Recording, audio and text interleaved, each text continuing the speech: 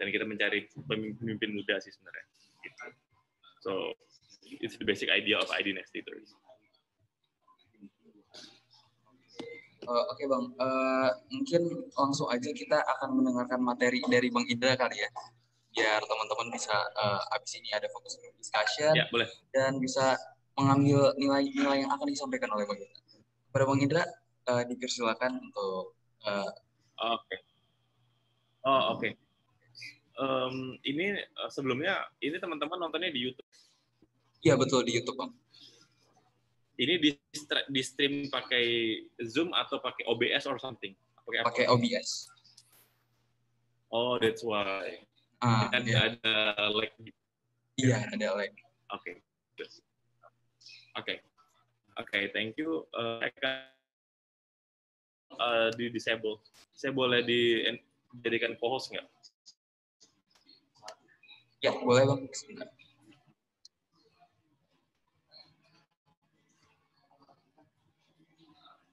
Ya, sudah kita jadikan.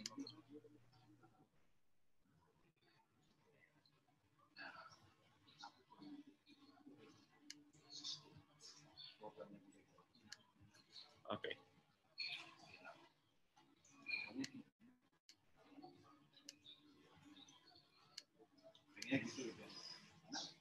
Oke, selamat pagi teman-teman semuanya. Saya Indra. Mungkin udah dikenalkan tadi dikit oleh teman-teman moderator. Jadi saat ini saya menjabat sebagai Managing Director Leaders, sebuah lembaga gerakan, sebuah yayasan yang bergerak untuk kepemimpinan anak muda. Nah, fokus kita di mentorship dan kemudian matchmaking anak-anak muda Indonesia agar bisa berprestasi satu sama lainnya. Saya menyelesaikan studi S1 saya di Anak dan studi S2 saya di Australia. Nah, teman-teman semuanya,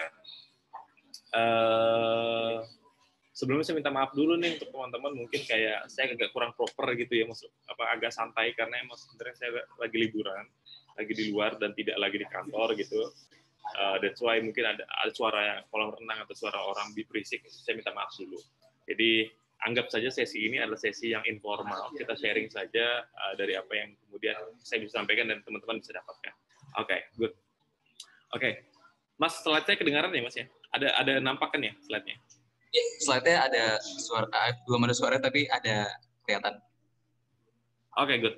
Oke, teman-teman semuanya, beberapa waktu lalu panitia menghubungi saya untuk berbicara tentang leadership atau kepemimpinan. Nah, sejujurnya sulit untuk mendefinisikan apa itu kepemimpinan. Maka kemudian saya tidak ingin kita terjebak dalam definisi nih, teman-teman semuanya nih. Jadi jangan bertengkar gara-gara definisi, karena nggak ada definisi yang baku. Jadi satu yang saya bilang adalah tidak ada definisi yang baku tentang apa itu kepemimpinan. Nah, tapi yang kita bisa lakukan adalah ciri-cirinya apa. Nah, itu mungkin yang akan saya bahas di kesempatan kali ini ya. Saya itu sebenarnya berharapnya kita bakal ngumpul semua di satu Zoom nih, ternyata kan enggak ya. Jadi saya nggak bisa berinteraksi nih. Jadi nanti saya akan berinteraksi dengan abang moderator aja deh, abang moderator. Nah, kalian dari SMA 52 kan ya? Iya, betul Bang, SMA 52. Nah, oke. Nah, kira-kira gini. Jadi, saya tuh punya sebuah studi kasus ke Bang siapa sih? MC-nya siapa sih namanya moderatornya? Afas Bang. Afas. Nah, yeah. Afas misalkan Afas diamanahi jadi ketua pentas seni. Ya, di SMA di Jakarta nih. Orangnya ada 4. Ada namanya Udin, ada namanya Ahmad, ada Rizka, ada Santi. Nah, menurut Afas, mereka ini kira-kira ditaruh sebagai posisi apa? Coba, kira-kira si Rizka dengan karakternya kayak gini, kira-kira nih dia cocoknya di divisi apa? Atau di kepanitiaan apa? Divisinya lebih ke sekretaris bendaharanya atau kayak divisi acara gitu Bang? That's up to you. Saya enggak, that's up to you.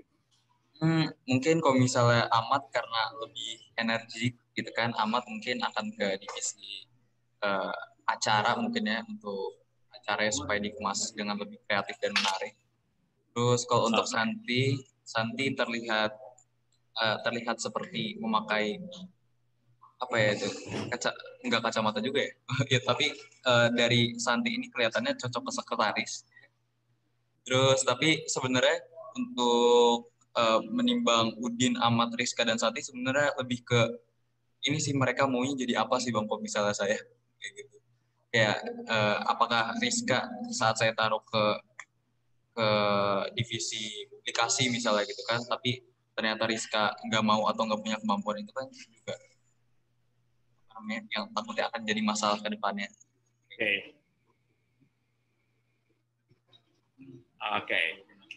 Oke. Good. Nah, itu kan adalah salah satu contoh bagaimana AFAS mendelegasikan atau membentuk sebuah tim berdasarkan kriteria mereka ya. Nah, secara tidak langsung sebenarnya AFAS sudah melakukan sebuah sebuah tindakan kepemimpinan. Nah, jadi kepemimpinan itu apa sih, Kak Indra? Apakah kita bicara tentang manajemen atau bicara tentang seorang bos atau manajer atau apa? Nah, kita move sedikit. Nah, menurut saya, ini lagi-lagi menurut saya, kepemimpinan adalah seni untuk mengajak dan mempengaruhi atas dasar toleransi dan kerjasama. Just it, menurut saya. Jadi, kepemimpinan itu menurut saya adalah bagaimana si Afas tadi mempengaruhi teman-temannya tadi untuk masuk ke penelitian. Kamu bantu dong di bendahara. Kamu bantu dong di publikasi misalkan. Kamu bantu dong di sini, dan seterusnya. Nah, menurut saya itu adalah ketika mereka mau, maka Afas sudah melakukan proses kepemimpinannya. Nah, semakin tinggi leadership seseorang, semakin mudah dia mempengaruhi. Itu hukum kuncinya. Semakin rendah kepemimpinan orang, semakin sulit dia mempengaruhi. Contoh, Afas adalah seorang yang katakanlah rajin sekolahnya, pinter, baik dengan orang lain gitu ya, mau membantu sama dan seterusnya. Nah, ketika dia meminta tolong, menurut secara logika umum gitu ya, orang membantu apa enggak? Secara logika umum, pasti orang akan membantu. Ya kan? Karena apa? Karena kepemimpinan Afas itu dibentuk ya dari cara dia berbicara dengan orang, dia berinteraksi dengan orang lain, dia mau bantu orang lain dan seterusnya. Maka itu adalah pupuk-pupuk untuk berbeda. Sebaliknya, kalau Afas adalah misalkan seorang yang nakal, bandel, ngelawan guru, dengan teman nggak solid, pokoknya pelit dan seterusnya, tiba-tiba minta bantu nih, ngajak, yuk jadi panitia nih, pasti nggak ada yang mau. Karena apa? Leadership Afas dipertanyakan. Ya kan? Kamu aja nggak beres ngurus diri sendiri, kok ya mau ngurusin orang lain, gitu loh. Kamu aja nggak beres ngurus diri sendiri. Nah, maka kemudian menurut saya kepemimpinan itu adalah seni untuk mengajak dan mempengaruhi. Nah, jadi makanya kemudian ada seorang misalkan presiden yang bisa mempengaruhi 270 juta orang di Indonesia. Nah, kalau leadership-nya jelek, dia nggak akan bisa tuh mempengaruhi, ya kan? Tapi kalau leadership-nya bagus, dia bisa mengaruhi dunia. Misalkan apa? Gubernur misalnya bisa mempengaruhi wali kota dan seterusnya. Atau misalkan kepala keluarga nih, seorang bapak bisa mempengaruhi anak dan istrinya. Dan skala kecil di kelas misalkan atau di OSIS, ya berarti ketua OSIS bisa mempengaruhi anggota-anggotanya. So itu the basic idea of what leadership is. Ya, jadi jangan beranggapan, misalnya jangan berpikir leadership itu sesuatu yang yang muluk-muluk. Saya sih yang sederhana aja. Kalau kamu bisa mengajak dan mempengaruhi orang lain, kamu punya bakat jadi seorang pemimpin. Dan ingat, itu harus dipupuk. Ya, nanti saya akan jelaskan bagaimana cara memupuk itu. Oke, let's get off. Nah, ini yang penting teman-teman semuanya. Ya, kali ini teman-teman kan berada di kelas 10 ya pesertanya semua. Pemimpinan itu bukan hanya posisi tapi tingkah laku. Oke, saya ulang. Jadi, so leadership itself is not a position, but behavior, sikap. Contoh, ada seorang misalkan Afas menjadi ketua kelas. Secara status dia pemimpin karena ketua kelas. Tapi ya gurunya minta bantu nggak ditolong, teman-temannya tugasnya ditelantarin, pokoknya kelasnya nggak diatur lah. Secara posisi Afas adalah seorang pemimpin, tapi secara tingkah laku dia bukan pemimpin. Nah, kalau ini kasusnya, ini bukan disebut pemimpin, ini disebut dengan bos. Nah, ada perbedaan antara bos dan pemimpin. Jadi bos itu ya karena dia punya jabatan aja, ya kan? Pokoknya dia kaya raya, dia bisa ngatur orang, itu bos. Tapi bukan bisa jadi dia bukan pemimpin. Nah, seorang pemimpin, orang yang bisa mempengaruhi, biarpun dia bukan bos. Ya kan, misalkan pernah nggak sih kalian ngalami ada ketua kelas misalkan, nah, tapi ternyata dia tuh nggak didengerin teman-temannya, yang didengerin ternyata ya orang biasa-biasa saja, kan pasti ngalamin ya, kita pernah ngalamin kayak gitu. Nah, jadi secara posisi ketua kelas adalah pemimpinnya secara posisi ya, tapi secara tingkah laku yang sebenarnya pemimpin itu bukan ketua kelas, tapi ya teman kalian yang bisa didengar tadinya. Jadi terus Kak Indra, jadi kita nggak harus apa jadi top position ya untuk jadi pemimpin. Nah, kalau bisa dua-duanya lebih baik. Kalau bisa dua-duanya lebih baik. Jadi kalau teman-teman bisa jadi ketua OSIS plus tingkah lakunya bagus, itu bagus. Minimal tingkah laku kalian mencerminkan seorang pemimpin. Minimal. Nah, jadi ada dua nih yang saya bilang. Jadi pemimpin itu bukan hanya posisi teman-temannya, tapi tingkah laku. Jadi jangan khawatir, karena nggak mungkin semua jadi ketua OSIS. Nggak mungkin juga semua jadi ketua kelas. Ya kan, pada akhirnya kan hanya ada satu yang mimpin atau dua lah, misalkan dalam wakil. Nah, cuma pada akhir tingkah laku menentukan. Ingat, kata kuncinya adalah mengaruhi dan mengajak. Simple. Jadi kalau kalian bisa mempengaruhi orang lain, bisa mengajak orang lain, kalian udah pemimpin. Itu. Oke, itu ya. Next nih. Nah, kepemimpinan itu juga tadi saya bilang di awal, di Anfas, adalah seni mengajak dan pengaruhi. Tapi ingat, atas dasar toleransi dan kerjasama. Jadi nggak hanya ngajak doang nih, tapi ada toleransinya. Contoh, ini misalkan Fas, ini si Ahmad Mas, badannya gede, tapi kerjanya cepat. Ini kan gede nih si Ahmad nih, tabung. Ini cocoknya kalau di kepanitiaan ini, dia ngerjain apa ini? Ahmad badannya gede, kerja cepat, cocoknya sekretaris. Karena kalau misalnya korlap mungkin dia akan kecapean. Oke, nah sekretaris. Nah, si Udin nih, Udin bisa main musik tapi nggak bisa desain. Kira-kira dia bisa ngapain nih? Kalau bisa main musik, mungkin dia bisa. Kira-kira Udin mau kita apain? Bisa main musik, mungkin dia ngerti juga tentang teknis musik. Dia bisa di peralatan mungkin ya, kayak yang nyiapin peralatan untuk penampilan misalnya.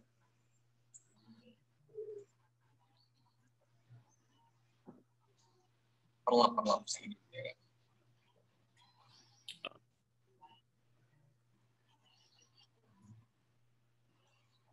Saya kedengeran nggak? Atau gini?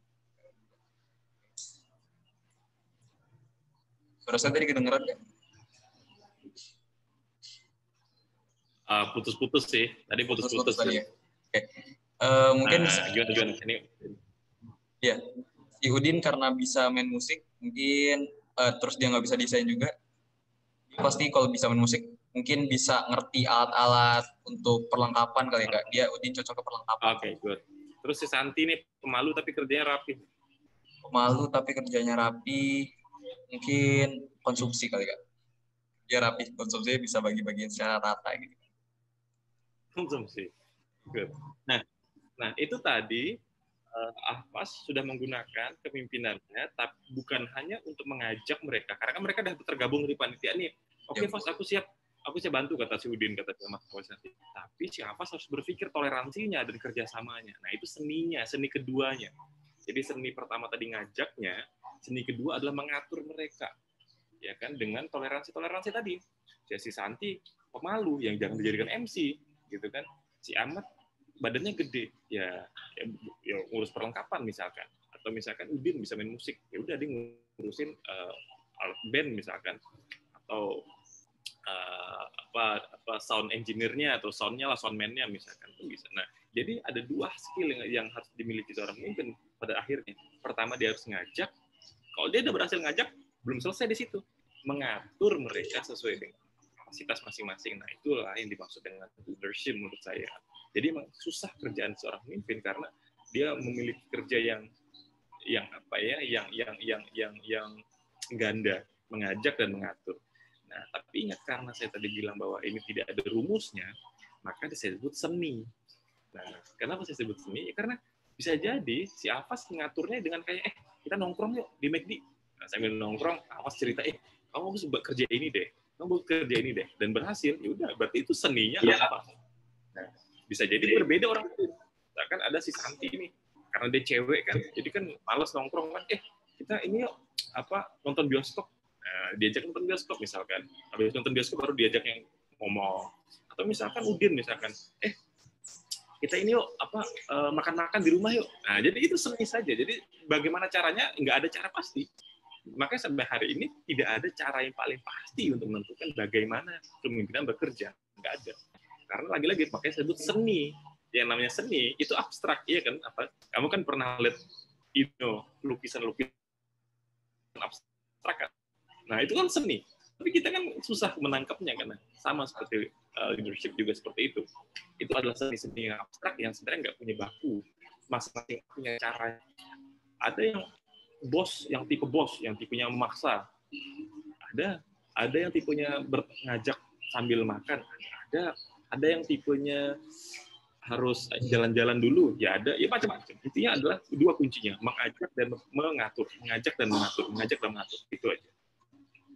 Nah, oke. Jadi secara basic idea, tujuan akhirnya, pada akhirnya, jadi setelah mengajak tadi, kemudian mengatur tadi, goal akhirnya adalah mencapai tujuan bersama, itu aja.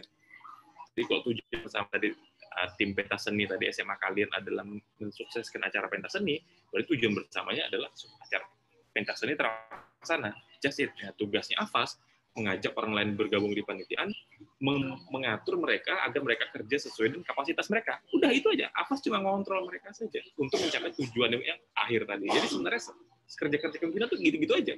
Nyari orang, mengatur orang untuk mencapai tujuan. Nyari orang, mengatur orang, mencapai tujuan. Gitu-gitu aja. Kalau dalam skala lebih gede, gimana? Sama. Presiden misalnya, milih menteri, ngatur kerjaan menteri untuk mencapai tujuan Indonesia. Kan gitu kan? Gubernur gimana ya? Sama. Wali kota, misalkan, diatur untuk mencapai tujuan. Jadi, simple. Untuk OSIS ya sama. Nyari anggota OSIS, ya kan? Mengatur kinerja berdasarkan kapasitas masing-masing mereka untuk mencapai tujuan bersama. Jadi, itu pola-pola yang seperti itu. Nah, ini tips-tips dari saya yang relevan untuk teman-teman SMA lah. Pertama ada toleransi. Seperti saya bilang tadi, setiap orang punya kapasitas berbeda, jangan disamakan. Kita kan sering gini, kalau saya sering banget SMA tuh kayak gini, misalnya kerja kelompok ya. Kerja kelompok itu kan kita sering banget di SMA tuh kayak gini. Dia tuh nggak kerja gitu loh. Ini kayak gue doang yang ngerjain, nah dia tuh cuma nggak kerja. Nah, menurut saya leadership-nya nggak bagus tuh. Nah, gimana kayak bukannya kerja kelompok harus kerja kelompok? Nah, menurut saya kalau saya jadi dia, saya nggak akan ngeluh. Saya akan gini nih, lo kan nggak kerja nih, beliin minuman dong, gitu. Itu caranya. Artinya kan kapasitasnya kan beda-beda. Kalau dia emang nggak jago di bidang itu, yaudah yuk beliin makanan.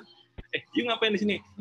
Nggak bisa, Ndra. Yuk beliin minuman. Nah, kayak gitu. Yuk ngapain? Yuk pijitin aku. Kayak gitu-gitu. Jadi kalau soal leadership yang bagus itu, dia nggak akan maksa orang untuk kerjasama. Ya nggak mungkin dong. Kan nggak mungkin orang kayak si Santi semuanya, atau kayak si Udin semua kan nggak mungkin.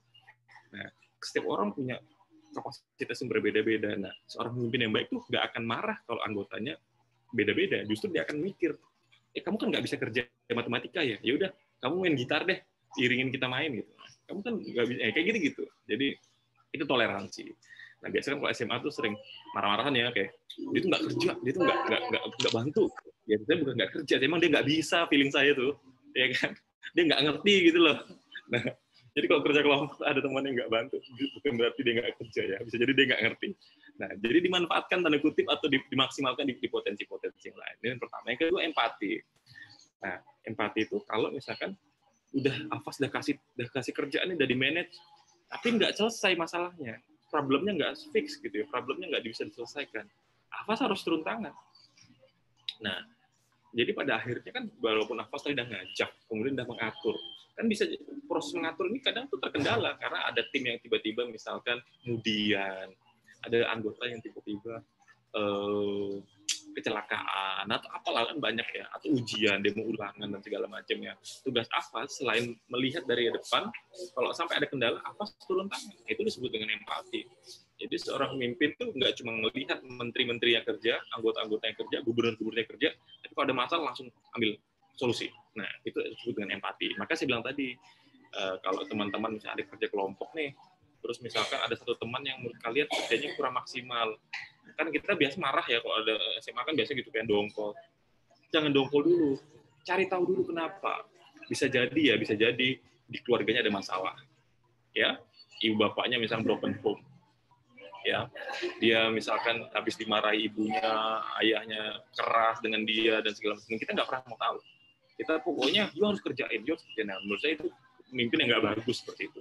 Pemimpin yang baik dia harus cari tahu dulu kenapa dia ada masalah, kenapa sih dia kok kasih tugas nggak mau dikerjain, jangan marah dulu, tanya dulu masalahmu apa. Oh ternyata aku baru putus. Nah beda lagi treatmentnya tuh. Yaudah oke itu yuk kita makan dulu yuk, kita sharing dulu, curhat yuk, atau misalkan iya nih aku nih lagi nggak ada duit. Nah jadi kan udah nanti kita patungan yuk. Jadi seninya si Afan sebagai pemimpin tuh mencari tahu solusinya atas masalah yang ada, itu disebut empati. Dan yang terakhir komunikasi. Nah komunikasi penting banget. Nah karena apalagi sekarang udah punya medsos ya, dan saya pikir teman-teman tuh kayak Zoom sekarang udah kita bisa meeting kapanpun kita mau. So itu kunci menurut saya untuk menjadi seorang pemimpin yang baik untuk anak muda. Pertama dia harus toleransi artinya dia tahu bahwa orang itu berbeda. Kedua dia harus empati, ketika ada masalah dia turun tangan untuk ngerjain. Dan ketiga komunikasi, artinya semua masalah diobrolin, jangan digibahin. Jadi kalau misalkan sekarang kan zamannya anak gibah ya, ada beda dikit gibah, ada beda dikit kita ngomongin di belakang. Just say it. Nah, gitu. Nah, itu aja dari saya. Jadi nggak berat-berat kan, emang jangan berat-berat pagi-pagi. Jadi ringan-ringan aja. Jadi mudah diterima di di masa teman-teman lah, di zaman teman-teman yang masih kelas. Nah, mungkin itu saja. Ini Instagram saya Indra Dwi Prastio. Jadi kalau teman-teman pengen follow, silakan follow dan bisa komunikasi dengan saya di DM. Itu aja kali ya, Mas. Ya, mungkin habis ini kita discuss bareng teman-teman. Bye-bye. Thank you. Oke. Terima kasih Bang Indra. Terima kasih banyak.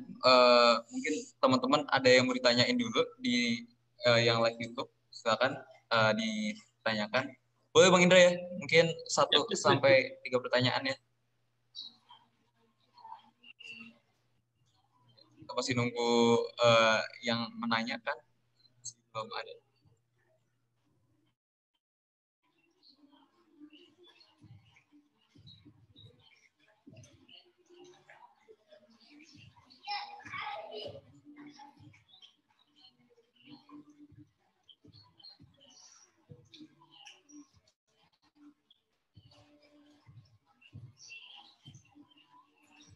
Oke, Kak, ini ada 1 pertanyaan dulu. Ini lebih ke pribadinya sih kayak pertanyaannya. Cara untuk melatih kepercayaan diri sebagai seorang pemimpin. Karena katanya kadang kalau misalnya jadi pemimpin itu mereka ada entah itu insecure-nya gitu kan, karena merasa yang mereka pimpin itu lebih baik dari mereka. Jadi gimana sih Kak cara melatih kepercayaan diri kita sebagai seorang pemimpin? Oke. Pertama yang pengen saya bilang teman-teman semuanya, masing-masing kita punya skill yang dimiliki orang lain. Ya, itu yang kita sebut dengan skill diri. Contoh, saya misalkan punya skill di bidang misalkan komunikasi, manajemen gitu ya, design thinking dan seterusnya. Tapi saya nggak punya skill olahraga. Saya nggak bisa olahraga. Saya nggak bisa olahraga. Kamu suruh lari aja saya bingung gimana cara lari yang baik dan benar ya. Seleo aja kaki saya. Tapi saya bisa main musik. Nah, jadi saya jago main musik tuh. Jadi kalau zaman SMA, teman-teman saya tahu Indra tuh kok olahraga jangan dipakai. Saya nggak pernah futsal, saya pokoknya nggak aransemen. Nah, jadi pada akhirnya menurut saya jangan fokus di kelebihan orang lain, tapi fokuslah di kelebihan kita. Gitu. Dan saya nggak pernah minder tuh. Teman-teman saya dulu ngejekin, apa sih Indra banci, nggak bisa olahraga, banci, cowok nggak bisa olahraga, ya nggak apa-apa. Emang nggak bisa mau diapain? Emang nggak suka saya. Nah, jadi saya berkarya dengan cara saya. Ya, saya main musik, saya main gitar, piano, drum, dan seterusnya. Jadi berkarya dengan cara kita masing-masing menurut saya. Dan intinya teman-teman yang nggak pede itu sebenarnya dia melihat orang lain, tapi nggak ngelihat dirinya sendiri gitu menurut saya. Jadi kunci untuk anak muda agar bisa pede menurut saya, kawan-kawan harus tahu dulu kapasitas kalian apa. Itu dulu. Atau jangan-jangan kita nggak tahu nih kapasitas kita apa. Nah, itu bahaya. Jadi misalkan, Kak Indra, saya ini jago saya di ini Kak Indra, public speaking. Nah, kayak misalnya Afas nih, ini kan jago nih misalkan. Di antara banyak temannya dia yang tiba-tiba ngelit MC, berarti kan dia punya skill nih. Public speaking-nya oke, atau apalagi self manajemennya oke, karena saya lihat tadi Afas tenang banget nih orangnya. Ya kan? Tapi jadi Afas nggak punya skill lain yang misalkan teman-teman punya, misalkan apa? skill kayak musik saya bilang tadi, mungkin Afas nggak jago musik kayak saya, nggak apa-apa.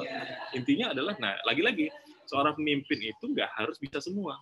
Kamu bayangkan, coba kalau misalkan pemimpin harus bisa semua. Pak Jokowi misalkan, Pak Jokowi itu satunya sarjana kehutanan, tapi tiba-tiba ketika jadi presiden harus ngurusin ya masalah listrik juga diurus, masalah gas juga diurus, masalah jembatan juga diurus. Emang Pak Jokowi bisa semua? Enggak. Ya, yang Pak Jokowi bisa adalah ngatur menteri-menterinya. Kamu kan pinter, kerjain. Kamu tahu kan ngurus apa jembatan, kerjain. Kamu tahu kan ngurus apa kesehatan, kerjain. Nah, jadi nggak perlu orang yang bisa semua, tapi orang yang bisa ngatur orang untuk mengerjakan semua. Nah, gitu maksud saya. Jadi nggak perlu Afas bisa semua hal. Ya kan, kalau bisa semua hal Pak Jokowi jadi dewa, atau Pak Donald Trump jadi dewa, nggak bisa. Mereka ilmunya terbatas. Intinya kan dia nyari orang-orang yang hebat yang bisa bekerja untuk dia. Kamu yang kesehatan pinter kerja, kamu yang ngerti matematika, yaudah kamu jadi menteri pendidikan kayak mana Pak Nadiem. Kamu yang ngerti komunikasi, yaudah jadi menteri komunikasi. Gitu ya. Dia nggak ngerti Pak Jokowi debat dengan Afas misalkan masalah matematika, mungkin Pak Jokowi kalah. Tapi kalau Afas debat dengan menteri-menteri Pak Jokowi, mungkin Afas yang kalah dengan Bu Sri Mulyani gitu. Tapi ya Pak Jokowi nggak jago-jago amat, tapi menteri-menterinya jago dan siap membantu dia. Sama, kita juga gitu. Kita nggak perlu jadi manusia sempurna, tapi kita harus nyari tim-tim yang kuat untuk ngebantu kita. Itu sih sebenarnya. Jadi kalau kayak gitu, saya pikir kita nggak akan minder kok. Gitu.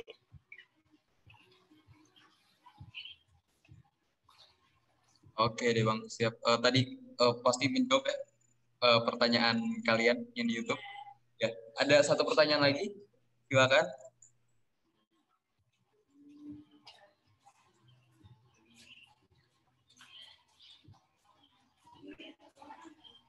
Ya Bang, ini pertanyaannya agak panjang nih ya. Jadi bagaimana cara kita menyikapi sebagai seorang pemimpin dalam organisasi? Misalnya kita punya anggota yang misalnya kita minta bantuan mereka untuk ya silakan kamu kerjain ini, tapi mereka tuh ngedumel gitu Bang. Gimana tuh untuk pendekatan kita ke anggota yang kita minta bantuan tapi malah ngedumel? Oke, jadi intinya diminta tolong tapi ngedumel gitu ya. Oke, nah ada seninya. Gini, bisa jadi orang yang ngedumel itu pilihannya dua. Dia emang nggak ngerti kerjaannya apa dan dia nggak bisa, atau dia nggak bisa kerja. Nah, orang yang pertama dia nggak ngerti kerjaannya apa. Jadi kayak sebenarnya kamu nggak kayak saya kasih tadi si Udin, si Santi dan seterusnya ya. Kamu salah nempatin misalnya. Yang Santi yang seharusnya jadi sekretaris kamu jadikan dia sebagai divisi perlengkapan misalnya. Nah, dia ngedumel dong. Dia kayak ini kok susah banget sih nggak ya, karena emang kapasitas dia nggak bisa. Nah, kalau kondisinya kayak gitu yang salah leadernya, karena dia nggak bisa placement dengan baik, ya dia nggak ngerti kapasitasnya. Nah, tapi kalau yang kedua dia nggak bisa kerja, udah kayak Santi itu udah ditaruh di posisi yang tepat, tapi pada akhirnya dia nggak bisa kerja. Ya udah pilihannya adalah kalau saya biasanya akan saya tambahin orang baru untuk nge-backup si Santi. Kamu bantuin kerjaan Santi ya. Nah, biasa kelar tuh, jadi Santinya diam kayak gitulah. Nah, tapi kalau masih juga ribet-ribet, kick aja. Kalau saya kick aja, karena pada akhirnya leadership kan seni ya, karena goal kita kan adalah tujuan bersama. Nah, namanya tujuan bersama berarti bukan tujuan ketua, bukan tujuan bendahara, bukan tujuan seksi-seksi atau divisi-divisi, tapi tujuan bersama. Ketika ada orang yang mengacaukan tujuan bersama itu, ya kalau emang nggak bisa ditolong lagi, dikeluarin aja nggak apa-apa. Tapi ingat, ya keluarannya ya baik-baik, jangan dimusuhi. Jadi ada dua cara lah. Pertama, bisa jadi pemimpinnya yang salah naruh, bisa jadi orangnya nggak bisa kerja. Karena kalau orangnya nggak bisa kerja, tips saya adalah coba cari backup lain untuk nge-backup kerjaannya. Kalaupun udah di backup, masih ngomel-ngomel juga, ya bicarain baik-baik. Kalau emang nggak bisa ya udah kick aja. Karena yang kita kejar tuh sebenarnya goal-nya. Makanya kalau teman-teman pada level tinggi ya, teman-teman leadership pada level tinggi, Bung Hatta dan Bung Karno itu pernah kelahi, pernah bertengkar. Mereka itu bahkan Bung Hatta tuh pernah mengkritik keras Bung Karno lewat sebuah buku. Jadi ketika Bung Hatta mengundurkan diri, Bung Hatta pada akhirnya mengundurkan diri. Aku nggak mau jadi wakilmu lagi gitu sederhana. Terus dia mengkritik Bung Karno dengan sebuah buku judulnya Demokrasi Kita. Dikritik tuh. Apakah mereka nggak berteman? Berteman. Tapi tujuannya bukan pertemanan itu, tujuan mereka adalah Indonesia melihatnya. Jadi walaupun mereka mengkritik hal kritik nggak masalah, karena tujuan kita adalah goal itu ya. Mereka udah sampai pada level itu mikirnya. Nah, jadi kalau misalkan ada teman-teman misalkan, kamu sampai nggak bisa kerja segala macam, ya jangan baper juga gitu. Karena ingat tujuan besar kita tuh bukan hanya itu, tapi tujuan besar kita adalah misalkan acara sukses dan segala macam. Jadi goalnya itu yang harus kita kejar bareng-bareng. Ya saya pikir sih kalau teman-teman komunikasinya bagus, saya pikir nggak ada yang ngedumel ya. Saya pikir bisa handle timnya. Saya pikir nggak ada yang emosian biasanya. Oke, teman-teman menjawabkan ya. Udah sangat rinci Bang Indra menjelaskannya tadi pertanyaan kalian. Ada satu lagi pertanyaan? Dibacain.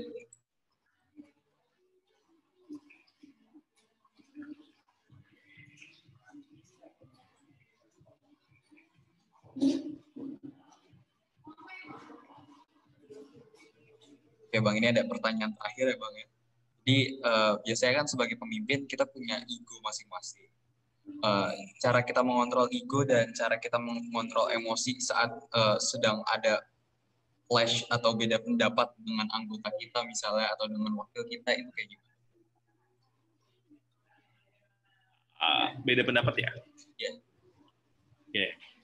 Nah ini menarik nih. Jadi dilemanya organisasi atau komunitas kan pendapat yang beda nggak apa-apa. Saya pikir pendapat yang beda nggak apa-apa daripada pendapatan yang beda gitu. Ini bercanda nih saya. Jadi kalau pendapat beda itu biasa. Intinya gini teman-teman. Saya bilang tujuan kita itu misalkan kalau kalian di Jakarta ya. Afas misalkan tinggalnya di Jakarta mana sih? Jakarta Barat ya misalkan. Nah, untuk menuju Monas, Afas harus lewat jalan A misalkan. Saya tinggal di Jakarta Selatan. Untuk menuju Monas saya lewat jalan B. Nah, perbedaan pendapat itu biasanya berfokus pada jalannya yang beda, tapi tujuannya sama. Trust me deh. Misalkan kalian nih lagi acara peta seni gitu ya. Saya pikir semuanya juga pengen acara berjalan lancar. Cuman ya yang saling itu beda jalan aja ya. Yang satu pengen desainnya jangan gini, yang bagus kuning lah. Yang satu kayak usah harusnya hijau. Nah, itu cuma beda jalan saja, tapi sebenarnya tujuannya sama-sama Monas kalau dalam kasus ini. Jadi sebenarnya tujuannya itu yang sama. Nah, biasanya gimana tuh agar damai? Nah, kalau saya selagi dia tidak mempermasalahkan tujuan, nggak apa-apa. Yaudah, berdebatnya nggak apa, tapi pada akhirnya saya bilang, kalau nggak ketemu titiknya, ketua ambil alih. Nah, itu kuncinya. Jadi pertama kita ajak musyawarah dulu. Ya udah, kamu yang bilang warna kuning, apa pendapatmu? Karena gini, Kak Indra, kita harus apalah gitu ya. Nah, yang hijau juga nggak mau kalah. Kita harus back to nature nih, Kak Indra. Konsepnya harus back to nature. Nah, nanti teman-teman yang memutus kemana pendapat yang lebih kuat. Nah, kalau pendapat yang lebih kuat itu kalian ambil, udah sepakat ya, sepakat. Tapi kalau misalkan dua-duanya nggak mau kalah nih, sampai itu kayak, like dua-duanya ngerasa paling benar misalkan. Leader lah yang harus take action. Oke, saya ambil putusan, saya pilih warna hijau karena ini, udah titik selesai. Dan semua harus menghormati. Dan pada akhirnya pemimpin tuh kayak gitu. Jadi menurut saya jangan langsung di-cut di awal, nanti terkesan kalian egois dan nampak ngebos. Biarkan aja berdebat, kalian dengarkan. Kalau musyawarahnya buntu, take the action. Jadi take action-nya belakang.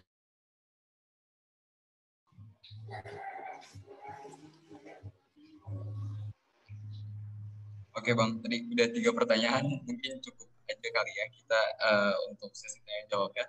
Mungkin Bang Indra ada yang mau di-sharing lagi ke teman-teman yang dari background Bang Indra misalnya, atau ada pesan terakhir untuk teman-teman sebagai